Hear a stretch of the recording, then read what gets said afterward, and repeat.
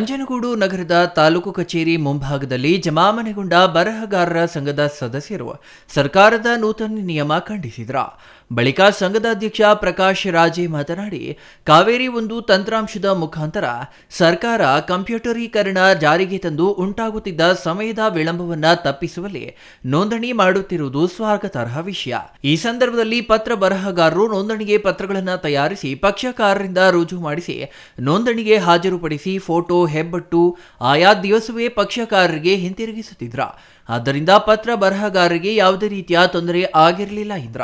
ಇಲಾಖೆ ಕಾವೇರಿ 2 ತಂತ್ರಾಂಶ ಜಾರಿಗೆ ತಂದು ಸಂಬಂಧಪಟ್ಟ ಪತ್ರಗಳು ಅವರೇ ಮಾಡಿಕೊಳ್ಳಬೇಕು ಎಂಬ ಉದ್ದೇಶದಿಂದ ಸಿಟಿಜನ್ ಲಾಗಿನ್ ಎಂಬ ತಂತ್ರಜ್ಞಾನವನ್ನ ಜಾರಿಗೆ ತಂದಿದ್ದಾರೆ.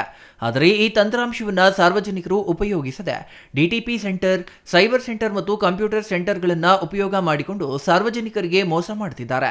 ಇದರಿಂದ ಪರವಾನಗಿ ಪಡೆದ ಪತ್ರ ಬರಹಗಾರರ ಕೆಲಸಕ್ಕೆ ಸಮಸ್ಯೆ ಉಂಟಾಗಿದೆ ಎಂದು ಆರೋಪಿಸಿದರು. ಪತ್ರಬರಹಗಾರ ವೃತ್ತಿಯನ್ನು ಹತ್ತಿಕ್ಕುವ ಒಂದು ಹುನ್ನಾರ ನಡೀತಾ ಇದೆ. ಹಾಗಾಗಿ ಈ ಪತ್ರ ಬರಹಗಾರರ ಒಂದು ಉಳಿವಿಗಾಗಿ ಒಂದು ಹೋರಾಟವನ್ನು ಇವತ್ತು ಹಮ್ಮಿಕೊಂಡಿದ್ದೀವಿ.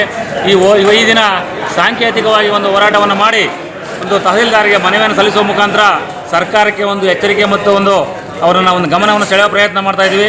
ಈ ಮನವಿ ಮುಖಾಂತರ ನಾವು ಕೇಳ್ಕೊತಾ ಇರೋದಿಷ್ಟೇ, ಎಲ್ಲ ಪತ್ರ ಬರಹಗಾರರಿಗೆ ಒಂದು ಸಪ್ರೇಟ್ ಲಾಗಿನ್, ಡಿಡೇಟರ್ ಲಾಗಿನ್ ಅಂತ ಕೊಡಬೇಕು. ಹಾಗೂ ಎಲ್ಲ ಏನು ಮುಂದೆ ತಯಾರಿಸುವಂಥ ಪತ್ರಗಳಿಗೆ ಒಂದು ಪತ್ರ ಬರಹಗಾರರ ಒಂದು ಸಹಿಯನ್ನು ಕಡ್ಡಾಯ ಮಾಡಬೇಕು. ಅದೇ ರೀತಿ ಇಡೀ ರಾಜ್ಯದ ಎಲ್ಲ ಪತ್ರ ಬರಹಗಾರರಿಗೆ ಒಂದೇ ರೀತಿಯ ಸರ್ಕಾರದ ಮಾನ್ಯತೆ ಪಡೆದ ಗುರುತಿನ ಚೀಟಿಯನ್ನು ನೀಡಬೇಕು ಅನ್ನೋದು ಈ 3 ಮುಖ್ಯ ಬೇಡಿಕೆಗಳನ್ನು ಇಟ್ಕೊಂಡು ಇಡೀ ಕರ್ನಾಟಕ ರಾಜ್ಯಾದ್ಯಂತ ಇವತ್ತು ಪತ್ರ ಬರಹಗಾರರು ಲೇಖನ ಸ್ಥಗಿತಗೊಳಿಸಿ ಮುಷ್ಕರವನ್ನು ಹಮ್ಮಿಕೊಂಡಿದ್ದೀವಿ.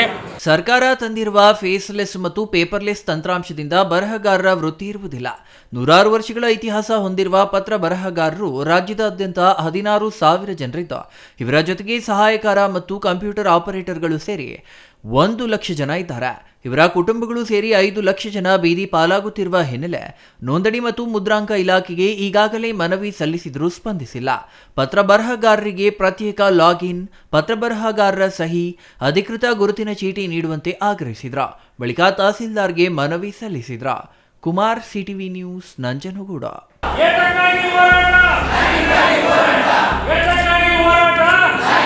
ಹೋರಾಟ